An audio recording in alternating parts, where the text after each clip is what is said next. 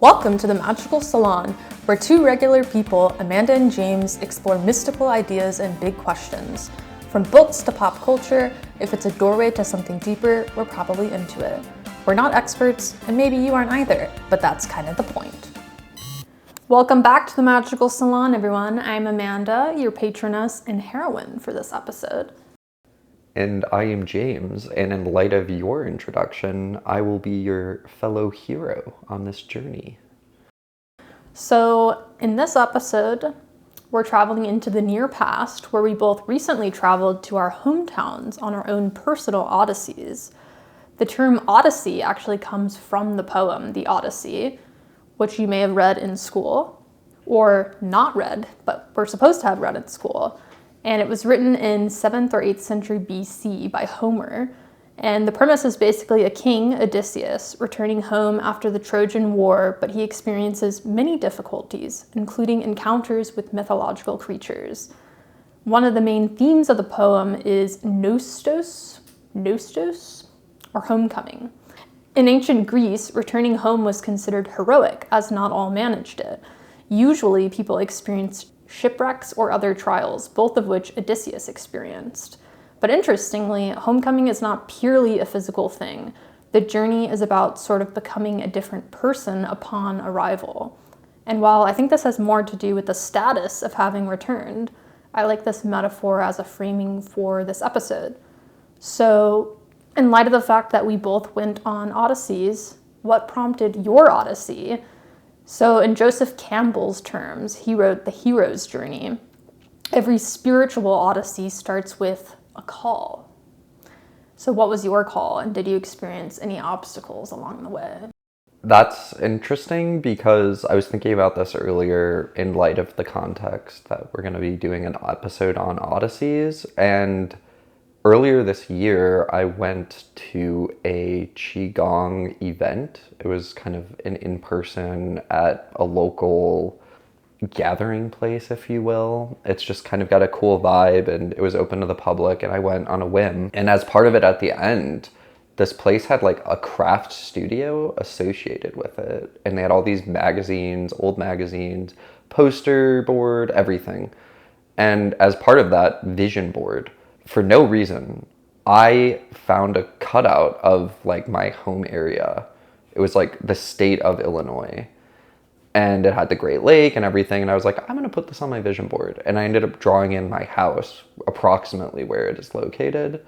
And magic was something else I cut out and put on this poster. In some ways, I unknowingly manifested it or made a synchronicity without really realizing it. But I was aware of that when I went on the journey, the Odyssey, to my home with my parents as well, which was another interesting element to it.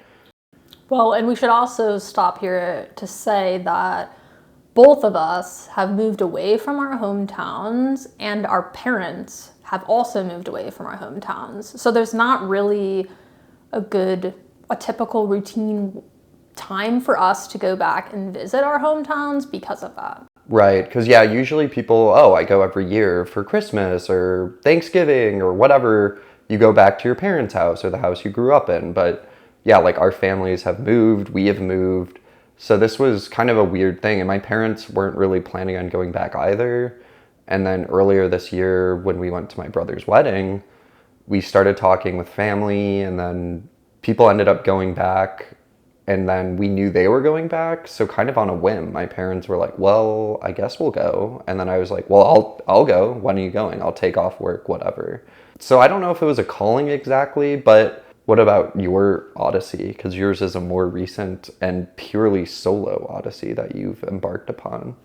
Yeah, so I would say I first had the idea to go back to my hometown about a year ago. And for some reason, I never did it. I think I was a little bit afraid of going on a solo trip by myself. And that was part of what was preventing me from even thinking about doing it. But then, earlier this year I was furloughed. So I have the time to do it, and I've been wanting to do it. So I was like, I just need to act now. But additionally, I'm turning 30 this year. I'm turning 30! And And no, I'm just kidding. I'm good with it. So I'm turning 30 in August, and I went to my hometown again for the first time in like 6 or 7 years in my birth month, the year of me turning 30. So that's the significance of it for me. And yeah, I've never really been on a solo trip with the exception of work trips, but this was kind of like my own thing. And yeah, I was just kind of like outlining pivotal places from my childhood, places that seemed to have significance, or at least places that I had been to a lot when I was a child and a teenager. Honing in on that, for you and I, this is truly an odyssey in the pure sense of the word, in that when we say it's our home that we return to, it's like our birthplaces that we both went to the place we were born. So there's a lot of history there. So it's a true odyssey in some ways. Both of our methods of travel for both of our individual odysseys were vehicular, which I think is interesting from just the Americana aspect in some ways, because like the open road, the American, just the expanse, right? And driving through, your journey wasn't quite as long, and it's not like we're driving across country exactly. But I mean, mine was like a 12-hour odyssey. And I also just thought of this, and our family's childhood cars were Odysseys, the Honda Odyssey. Oh my God. So that's kind of a synchronicity as well, now that I think about it.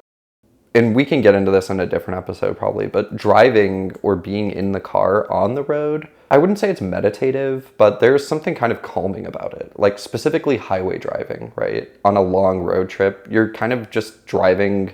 There's not that many people usually.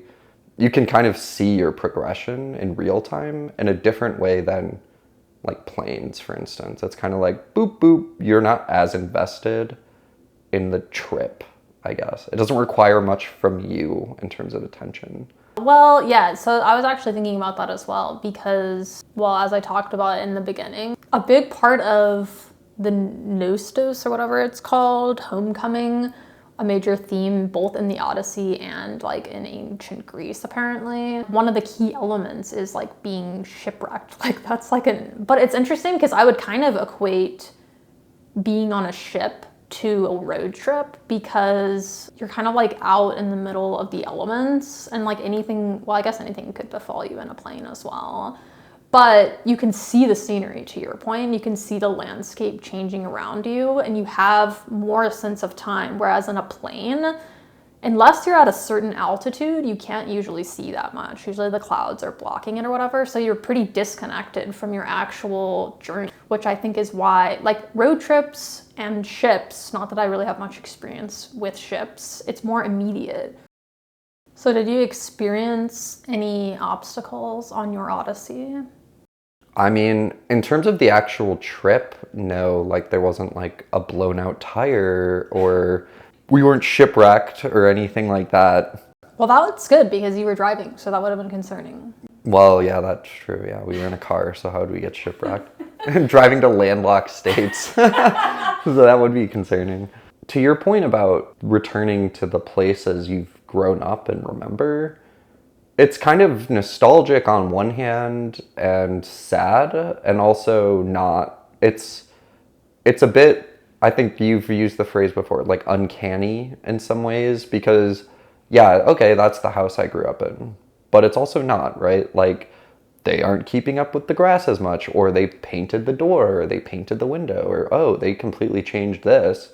Just from the outside you can tell, and that's just your house, to say nothing of the town you grew up in, and oh, they expanded this road, they demolished their school.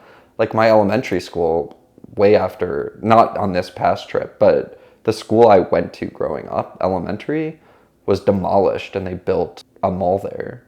The public library that I was intending to visit in my hometown, which I also volunteered at, and that's kind of a place where it sparked my love for reading because we went there all the time to get books from the library. It was closed.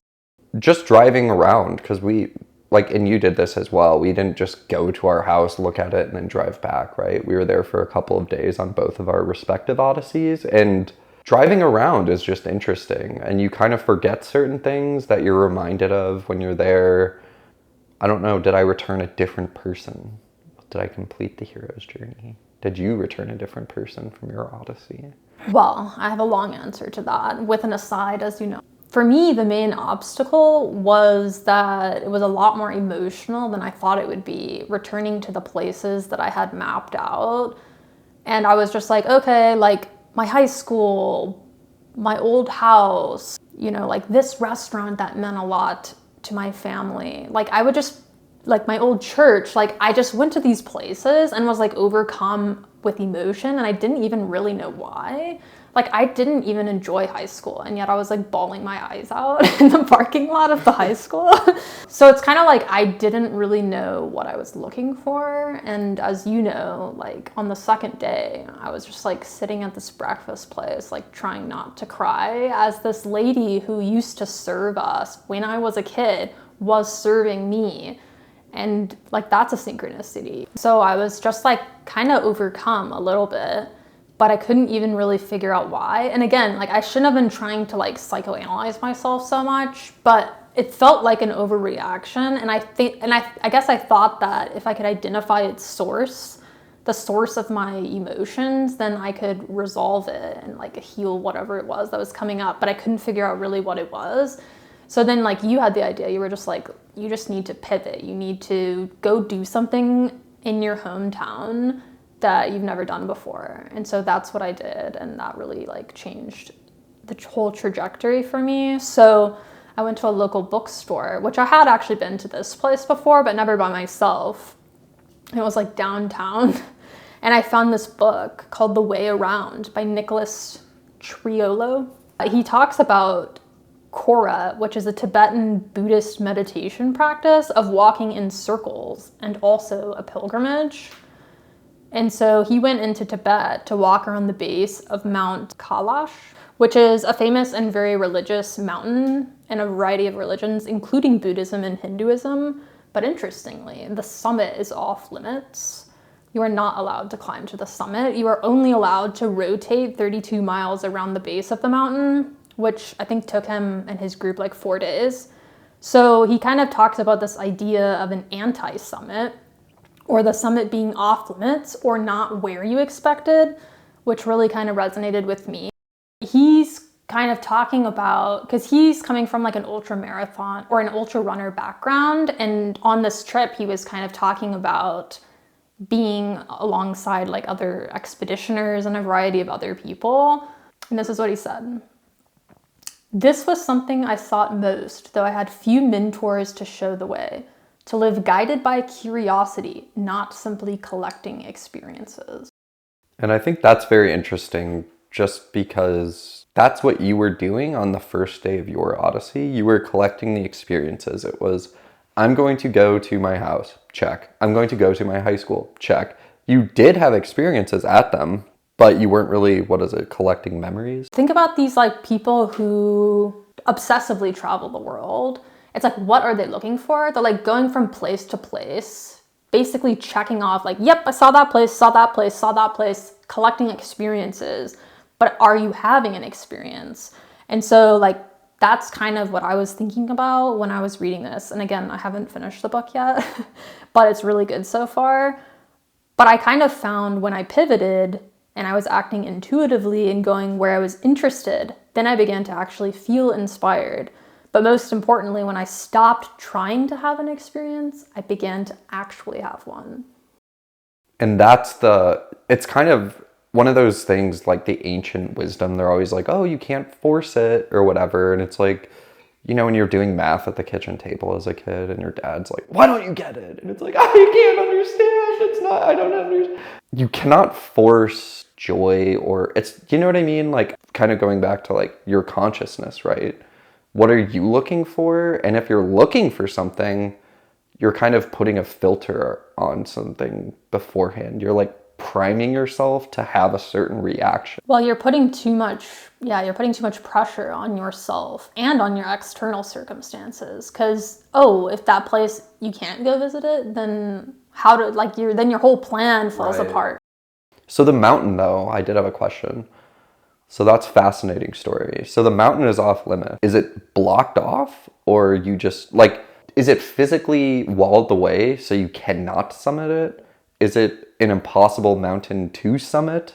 Or is it a kind of cultural, nobody should climb this mountain? Like, why is it unsummitable? It's the last one. So it's very religiously significant, as I said, but also, as you know, like Tibet is occupied by China, and the Chinese government has banned anyone from climbing the mountain.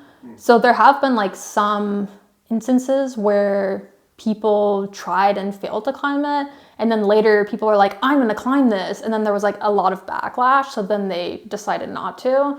So it's possible someone has climbed it, but nobody has recorded their climb, right? So it's kind of forbidden culture. It's like, you should not go there. I was kind of doing Korra without realizing it, because I went on a circular path from my new home to my old home, back to my new home. But then also I walked around my old house doing a literal circle to experience it from all angles. And I'll also say that the idea of Korra is not necessarily, I think that term is associated specifically with Tibetan Buddhism, but like in Hinduism, they have like circular meditative walking. They have that in Islam. Like think about the Hajj, like they rotate around Mecca. That's a circle. That's actually incredibly interesting, like cycle. And that kind of reminds me of the Tao, like things change, like it's a cycle, like nature, right? Every year. I love summer, but guess what? It's going to turn into fall, and then it's going to be winter, and you're not going to like it, but then it's going to come back again. Like there's something interesting about and that's why I like the idea of an Odyssey. Like mythology in some ways is very prominent in just human imagination, I think. But there's a place on Earth that people have not been by restraint. But I will say that, well, because you mentioned that something about nature, yeah, the cyclical nature of things. Like he talks a little bit in the book, the Nicholas Triolo guide, about how in some ways, like the movement encircling, it's kind of replicating like how planets encircle one another, and like everything sort of has its own orbit. So you're kind of communing in a way because you are also doing that. Like everything, like we are on the Earth, which is moving around the sun, and then all of that is also moving maybe. Like everything's moving at all times. And so if you are also moving in a circle, you're kind of replicating that, but you're also in line with it in a way. And I think specifically relating to an Odyssey in movement, it's a there and back again, right? Which I think that might even be a line from like Lord of the Rings, or maybe The Hobbit, there and back again. But it's a cool idea because you are going there and observing something, but through the process of going there, you are interacting with all of these different things along the way. You are kind of impacting the area you're visiting, whether you recognize it or not, right? So maybe it's very small, but you are still kind of leaving a mark, right? Which is kind of a cool, like even think of, oh, I did a mural at my elementary school. Well, it got demolished. And I think I was appreciative on my personal Odyssey, like, not that I wasn't at the time, but stepping back and then realizing, working, being in the real world, and then going on a trip and going to where you were born and seeing everything, there's something pretty, I don't know, it's ingratiating perhaps, or humbling maybe is a word. You just kind of recognize like how much you owe to others and just even the setting you were born, right? I will say, thinking of pivots, just kind of, that's looping back, but my parents and I kind of pivoted on our trip because we didn't really have a completely strict agenda. Like we were going to meet with people on certain days, but there was a lot of like blank space in between. And in those instances, we went to visit my grandparents' graves at the cemetery, which weirdly, and again as a homecoming like element, like we were returning, like my parents were returning to their parents' graves. And you're kind of revisiting your parents or your grandparents in my case. And it was, and cemeteries have a weird, not weird, but they have a very interesting vibe. In some ways it's very peaceful and serene, which I suppose is good because it's your final resting place, so you want it to be. But being there physically and just seeing all the graves or all the headstones is very humbling. Like each one of those pieces of rock like represents an entire life or a human experience. Some of these cemeteries we visited, we ended up going to like my great grandparents' so some of these were very old cemeteries, and that had an incredibly different element to them in an equally cool, fascinating way, because in some cases I had never met these people. My parents had never met these people. And then later that day or that trip, I was able to ask my grandma, oh, do you remember X, Y, or whoever?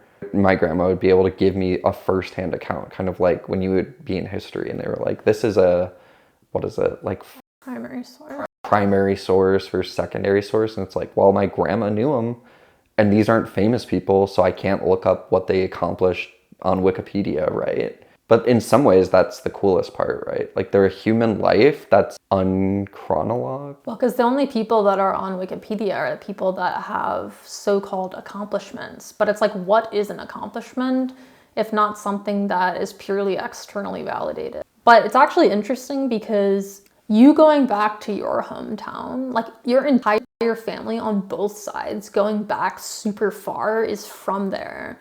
Whereas my family is like spread across the country. And so in terms of like family graves, like I can't really remember seeing any like over the course of my life. And even if I did, it would be like, okay, here's one there, but I couldn't like trace a whole lineage. Like it's cool to have that connection. And that was cool. And in fact, like my parents and I at one point, some of them haven't been visited in a long time because various family members have passed away or people moved away. Or in some cases, it was my great grandma. So like who's going to visit, right? Just because the people that would aren't alive, and then the people that are alive don't know them or never met them. So we ended up, my parents and I were like cleaning the graves of some of my relatives who I never met in some case, all cases, most cases. I actually, in some ways, tended as part of the trip, like my own hands were like assisting my relatives today that I never met. But I'm also here because of them, right? And you touched the earth there. True, yeah. Yeah, we had to like wash them off with like water bottles, and it was a very interesting experience actually. This teamwork, family teamwork, which is, there's a special kind of magic you can get with family sometimes. Like you can just kind of all be functioning. There's not really like a need to say, you do this. Like in a work world, it's very corporate. Do this. I am your boss, do it. Obviously they're my parents, so there's kind of that. But it was more just people, we were all just invested in doing it and wanting to participate. Like the thing with family is like they know you like so well, because even though people like to say, and people do change, like I've changed a lot. I'm not like the same person I was. Like even when I grew up there, like I'm pretty different, I would say. But at the same time, like there are still a lot of aspects of who you are as a person and the things that shaped you that your parents and your family inherently know just intuitively. Well, I'll say this, and I think this ties into the Odyssey. Like to your point, your family and the people you are around shape you, but so does your environment. So by going back on these Odysseys, and to your point, we have changed, right? People have certain traits maybe or characteristics that are kind of like their base that they return to. But going back to your hometown and seeing all the places you remember playing on that park bench as a kid, or oh, that's where so-and-so broke their arm, or oh, do you remember that lake or whatever? It's like you're going back to these places with your changed, and the places too, right? But you can still kind of remember. But you can also see how those things impacted you in some ways, or the environment that you grew up in. In some ways, you can see it now cropping up today. And you can recognize that that's how you act today because of it now. Whereas I think when you're young, I don't know if ignorant, like you're just not aware of it, right? You don't really recognize that you're being shaped quite like that by like everything. Well, and you just don't have context. I think that's context. I think is primarily something that you get as you get older, and it only grows larger. Like on a similar note, in terms of like the places shaping us. I think, like when I first left my hometown, like I never really thought I would ever want to go back of my own volition. But additionally, like I decided to return to the Catholic Church that I went to during my childhood and teenage years. Like we went there every single week plus church groups, so like twice a week basically. And I never thought I would go back to the Catholic Church. Like I never would have dreamed that. That's definitely was not on my 2025 bingo card. But I kind of felt called to go there as the trip approached, especially after picking up the 10th anniversary edition of the Buddhist Review, which came out in 1997 and included an interview with the Dalai Lama. So that's an interesting tie-in to Tibetan Buddhism. But basically the Dalai Lama was saying something to the effect of, when you transition spiritualities or religions, you should talk about your previous beliefs with honor and respect. So like now that I'm reflecting, I rejected my past religion way too hard. I overcorrected and I saw it way too much in black and white glasses, if you will. There's something beautiful in every religion and spirituality, and you can learn something from anyone if only you're willing to listen.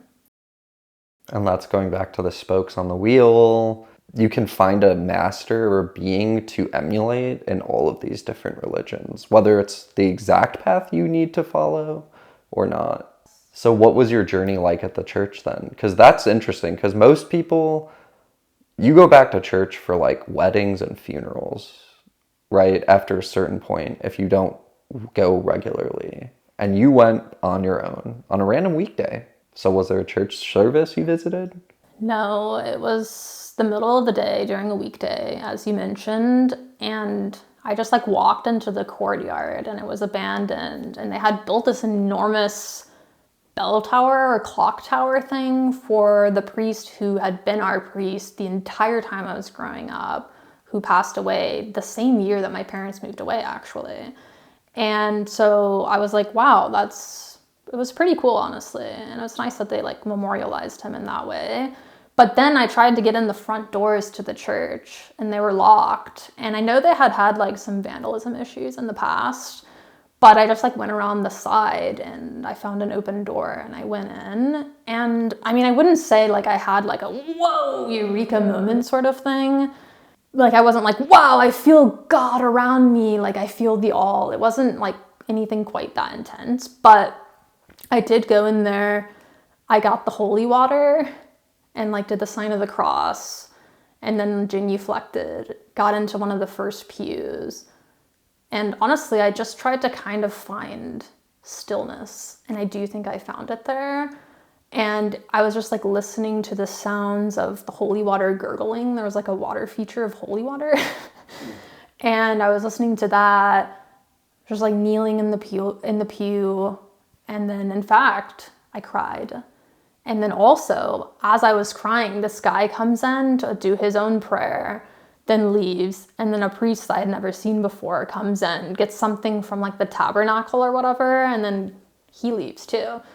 So it was interesting because I don't think I'd ever been in the church by myself the entire time that I was Catholic.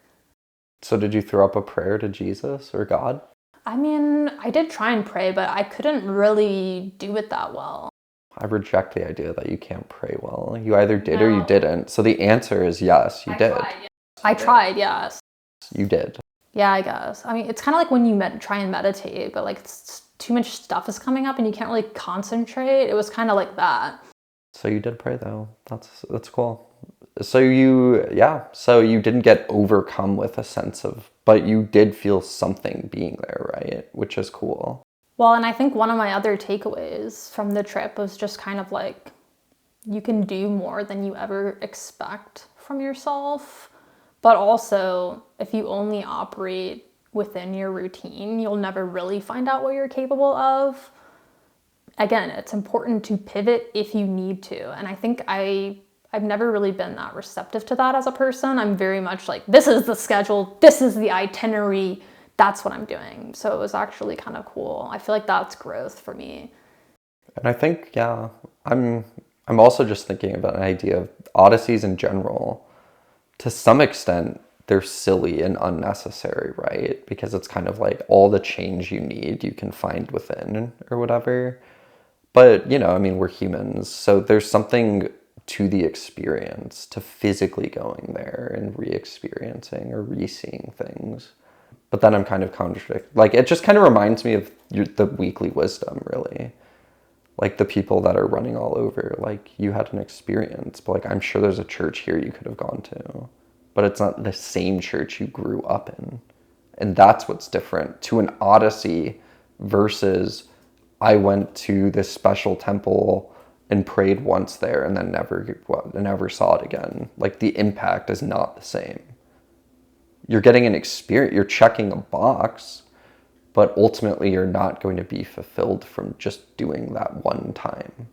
Well, and I think really what he's getting at, it's not that you can't have a bucket list of places, go to those places and have an experience, but it is sort of a critique of, you know, people that sort of always feel the need to be on the move and they never feel like there's always some next cool thing to see and they need to see it and they need to record that they've seen it.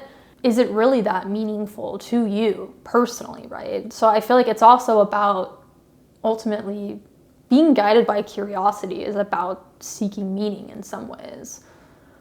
But I also think it's about creating an experience for yourself, and that's kind of the power in it. That's the magic in it. It's like I did a ritual in some ways.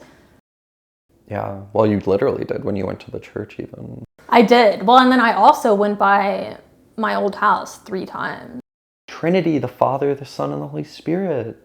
That's true, but also, yeah, just 3 is really big in numerology, which I'm sure we'll talk about in a future app. So are there any like resonant moments that you'd like to share with us that we haven't discussed yet? I don't think so. It was good, but I like being at my house. I like where I'm at now. I mean, I think I kind of already shared it, but what I will say is that I agree. I like our life now. I like the life that we've made for ourselves, right? And to kind of echo that, when I went and visited like some family in my hometown, like that's what somebody said to me. He was like, I really like my life. I don't feel the need to travel to all these places as a lot of people do when they retire. Not like knocking that, but I'm just saying, like, he was like, I'm happy with my life. I'm content. I like what I'm doing. And I think that's true for me as well. Finding contentment is important, right? Or even just peace. Peace, I think, is what everybody's searching for. Like, you don't need to be happy all the time. You don't even really need to be content all the time, but you do need peace. I'll do my wrap up. Maybe you're listening to this episode while you're on a journey of your own, or maybe you don't even know what the journey is yet. That's okay too. See you next week on The Magical Salon. Yeah, the Odyssey to return to the pod. Circles! I'm back.